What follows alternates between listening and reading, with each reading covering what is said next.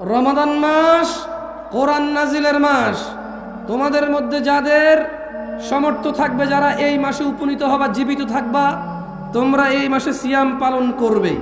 তাহলে আল্লাহ বলছে রমাদান মাসে কি করছে? কোরআন নাজিল করছে। আর ওইদিকে আল্লাহ বলছে ইন্না আনজালনাহু ফি লাইলাতিল কদর, ভাগ্য রজনী আল্লাহ নাজিল করেছে কখন? কদরের রাতে। কোন রাতে? কদরের রাতে আল্লাহ ভাগ্য রজনী 15 শাবান নাজিল করে নাই। কেমন তর্কে বিতর্কে যায়েন না ভাই, আকার ইঙ্গিতে ব্যাখ্যা বিশ্লেষণ দিয়ে অমুক আল্লামা অমুক এটা দিয়েন না, দরকার নেই। আল্লাহ নবী সাল্লাল্লাহু আলাইহি সাল্লাম থেকে পান কিনা দেখেন, আপনি পাবেন। মানে এগুলা খুব অযৌক্তিকর কথা যে আপনি ইসলামে অনেক কিছু করবেন ভালো বলে, এরপরে বলবেন যেটা কি খারাপ কাজ। অথচ আপনি যে কাজ করতেছেন এই বিষয়ে ইসলামে অন্তত 30টা আদেশ আছে, 30 রকমের ইবাদত আছে, জিকির আছে। আপনি সবগুলো বাদ দিয়ে নিজেটা নতুন ভালো বানাইন না। কেমন?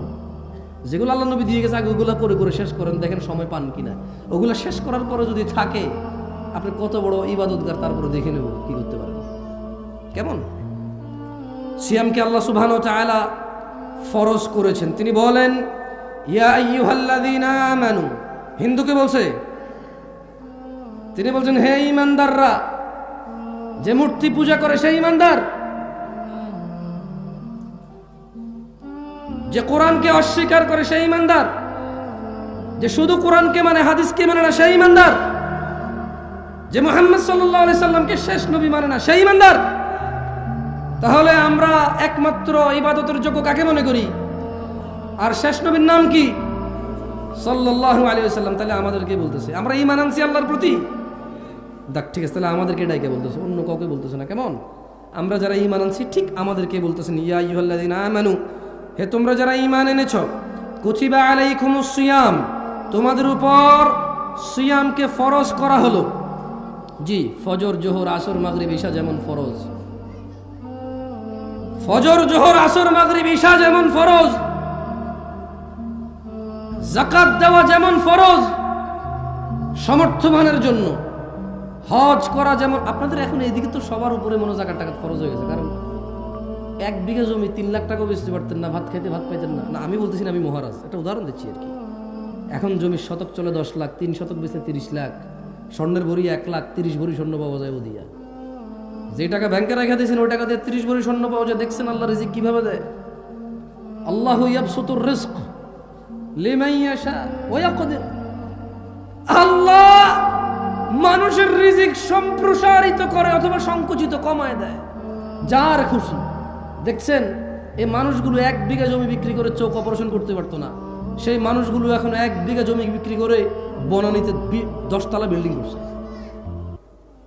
আল্লাহ এত সম্পদ দিয়েছে, তারপরে ও 2 টাকা 5 টাকা তোলা ছাড়া মসজিদের ইমামের বেতন দিতে পারে না। এই লোকটা যার মায়ের জ্বর হয়েছিল, পাতলা পায়খানা হয়েছে, 50 মণ ধান বিক্রি করে ডাক্তার দেখাইতে পারে নাই। 2 বিঘা জমি বিক্রি করে ভালো চিকিৎসা করাইতে পারে নাই। শেষমেশ বাপ মরে যাওয়ার আগে 3 বিঘা 4 বিঘা জমি রেখে গেছিল। 1 শতক এখন রাস্তার পাশে 20 লাখ টাকা চলে। 33 শতকের দাম আসে 4 কোটি টাকা, 5 কোটি টাকা। ও কামলা খেত, ওর বাপে দিন মজুর ছিল, একটু জমি রেখে গেছে, ওই জমির দাম এখন 5 কোটি টাকা। তারপরেও নিজেকে একদম হাকির মনে করে, ছোট তুচ্ছ মনে করে, দান করতেও ভয় পায়। ও রিজিক নিয়ে ভয়ে আছে এখনো, কি খাবে, কি করবো, আমার পোলায় কি করবে, হ্যাঁ আমি কি করব, কিচ্ছু নাই রে আমার। মসজিদে দিয়ে দিলে কি হবে, মাদ্রাসা দিয়ে দিলে কি হবে। হুজুররা হুজুর ভাড়া করে নিয়ে আসে, হুজুররা হুজুর হায়ার করে নিয়ে আসে, তারপরে বলে মারহাবা মারহাবা মাবুদ। উত্তর পাড়ার আব্দুল জলিল মিয়া 10,000 টাকা দিয়েছে মাবুদ। তার বাপে জুয়াড়ি ছিল, বেনামাজি ছিল, যত কিছুই ছিল, 10,000 টাকার বিনিময়ে তুমি তারে জান্নাত দিয়া দাও। বেনামাজি হয়ে মরে গেলে, বেঈমান হয়ে মরে গেলে 10,000 টাকার বিনিময়ে কি আল্লাহকে জান্নাত দিয়ে দেবে? এরকম নাকি আল্লাহ বলছে? বেঈমান হয়ে মরে গেলে, মুশরিক হয়ে মরে গেলে, ঈমান ত্যাগ করে মরে গেলে, আল্লাহ দ্রোহিতা করে মরে গেলে, ওর ছেলে নাকি 10,000 টাকা দিলে ও নাকি জান্নাতে যাওয়ার দোয়া করা যাবে? ও বেঈমান হয়ে মরলে নাকি? হ্যাঁ, কিছুই তো ছিল না আপনাদের। কি ছিল বলেন? 5 বিঘা জমিতে কয় মণ ধান পেতেন? 10 বিঘা জমিতে কয় মণ ধান পেতেন? আর এই যে ছোট ভাই তোমার বয়স 25 বছর, R15, হ্যাঁ, তারপরে যে কি কয় FZS নিয়ে যে বুম বুম বুম করো। তোমার দাদা ছিল ফকিরের মতো, ভাত খেতে ভাত পাইতো না, 5 বিঘা জমি ছিল, 10 মণ ধান হইতো না, 1 খন্দ হইতো জমি, 2 খন্দ পানিতে ডুবে থাকতো তোমাদের এলাকা। অথবা মরুভূমি ছিল, পানি ছিল না, উঁচু এলাকা, এরকমই বাংলাদেশ ছিল। 30-40 বছর আগের কথা বলছি, বেশি দিন আগের না।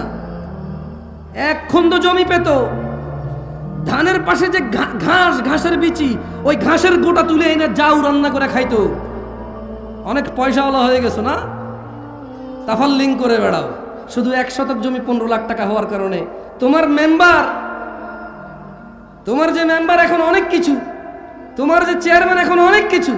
ওর বাপ দাদার কি ছিল আমরা জানি না, না? ও কত বড় পয়সাওয়ালা, 10 তলা বিল্ডিং তোলে, মসজিদে এসে 2 লাখ টাকা দান করে। কি ব্যবসা করে ওর বাপে? কোন চেরাগ রাইখা গেছে আলাদিনের ওর জন্য? হ্যাঁ, ইত্তাকুল্লাহ ইয়া নাস, মানুষ আল্লাহকে ভয় করো। এই যেই বিঘা জমি 20,000 টাকা বিক্রি হতো না, সেই বিঘা জমি আল্লাহ এখন 4 কোটি টাকা সমমূল্য করে দিয়েছে। তবু তুমি 1 শতক জমি মসজিদ মাদ্রাসায় দান করতে রাজি নও। অথচ তোমার এই 1 শতক জমির দাম 2,000 টাকা ছিল না, 2,000। এখন থেকে 20 বছর আগে তোমার এই 1 শতক জমির দাম 1 লাখ টাকা ছিল না। আজকে যে 1 শতক জমি 20 লাখ অনেক প্রিয় হয়ে গেছে, ওখান থেকে অর্ধেক দিয়ে দিল। তোমার বাপের যা ছিল তোমার এখন বেশি থাকবে। তবুও তুমি একটা ওয়াজ মাহফিল করতে 10 টাকা 20 টাকা দিতে ভয় পাও। মনে হয় যেন হুজুরদের ঠেকা, এদেশে ইমাম মুয়াজ্জিনদের ঠেকা, এদেশে মর্যাদা মাদ্রাসা মসজিদ কমিটিদের ঠেকা। তোমার জন্য লোক ভাড়া করে নিয়ে এসে তোমার বাপের ইমান ছাড়া মরে যাক, জান্নাতে ঢুকাই দেওয়ার পরে তুমি 200 টাকা দান করবার, মার হাবা করে চিলে দেবো, ঠিক কিনা? এইভাবে সাক্ষী মাক্ষী নিয়ে তোমার থেকে 200 টাকা নিতে হবে। দিবা আল্লাহকে তারিফ শুনতে চাও আমার মুখে, দূর দূরান্ত থেকে নিয়ে এসে, হ্যাঁ, এলাকার কেউ তো তোমার তারিফ করবে না, এই জন্য দূরে থেকে আমার নিয়ে আসো, দান করে তারিফ শোনাও, মার হাবা শোনাও। এলাকার ও চেনে তো তোমারে, 10,000 না 2 লাখ টাকা দিলে সুনাম করবে না, ও চেনে তোমারে, যদিও সত্যবাদী হয়। কেমন? আমরা তো চিনি না, করে যাই। যাও, যেহেতু চিনি না করে গেলাম, তোমার সুনাম, তুমি অনেক ভালো মানুষ, আমরাই খারাপ।